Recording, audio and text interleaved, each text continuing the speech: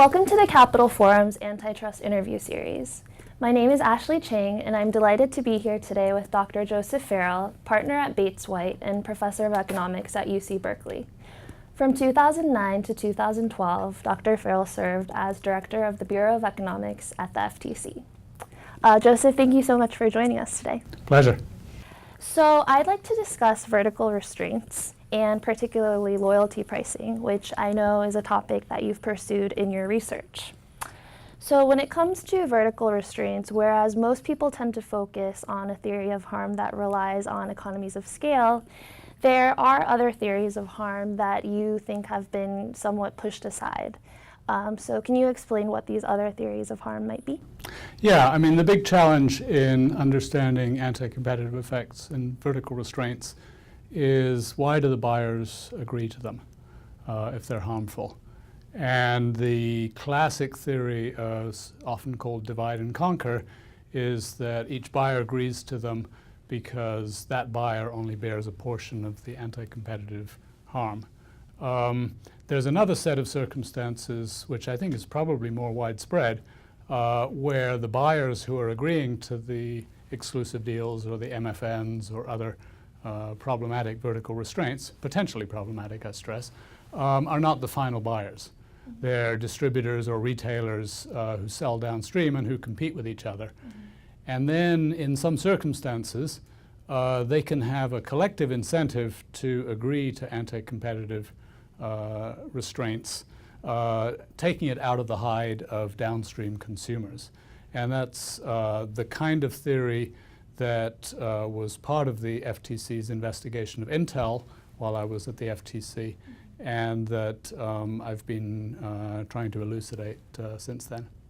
Okay, so you mentioned Intel as a recent example. Can you kind of explain what that case was about and the theories of harm in that case?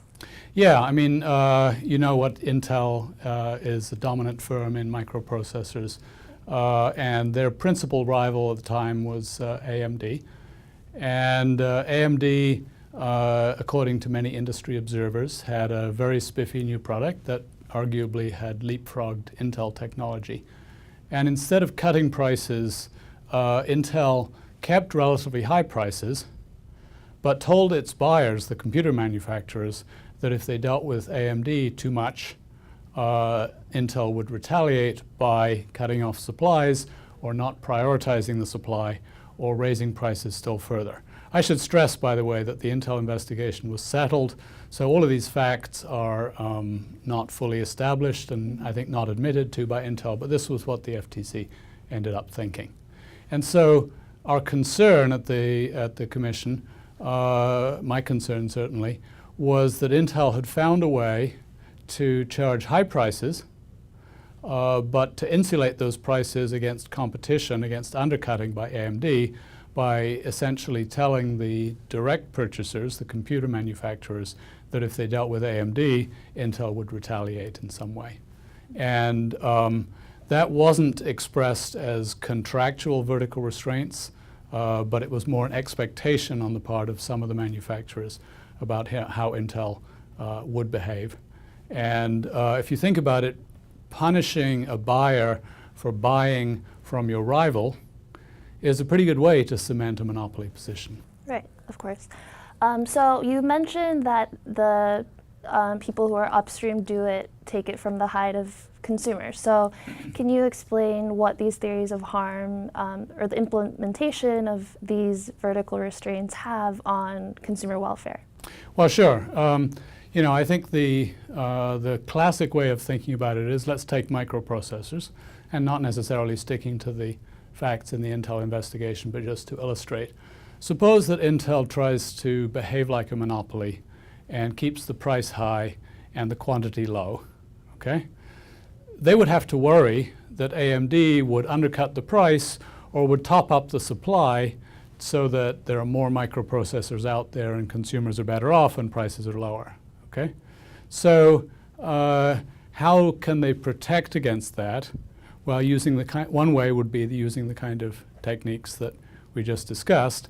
And in that case, computer manufacturers are less inclined to expand output.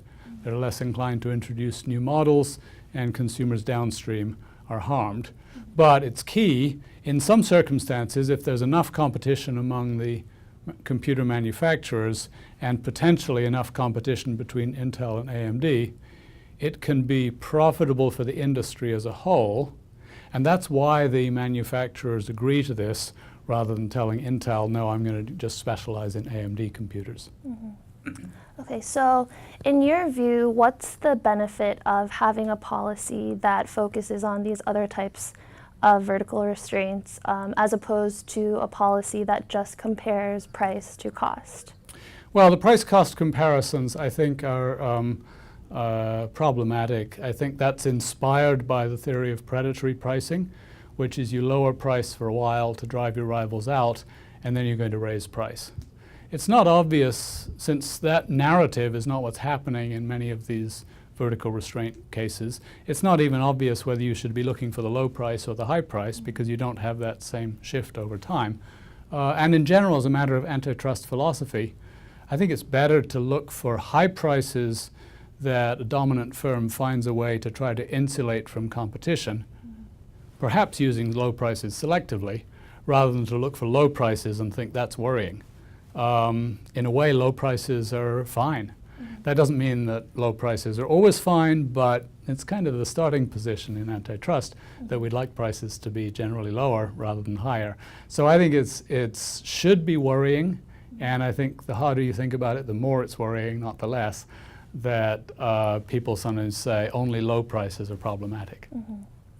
Okay, so in your opinion, what is the right or the best approach for the agencies to take in looking at these different theories of harm, and do you think that they are shifting towards looking at these other theories?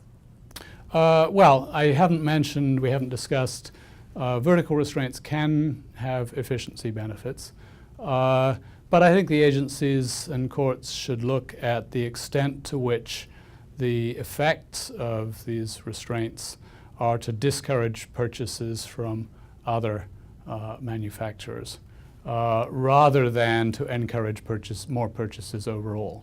And that's potentially what we call a fact-specific inquiry. It depends on a lot of features, depends on the nature of the restraints and market shares and a bunch of other things.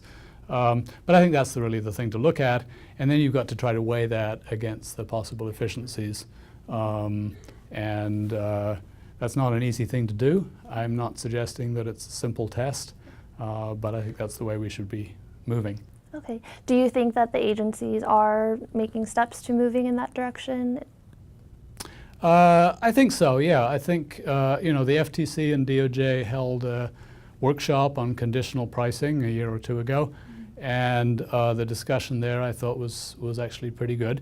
The OECD is having a workshop on some of these topics later this spring, and I like to think we're moving.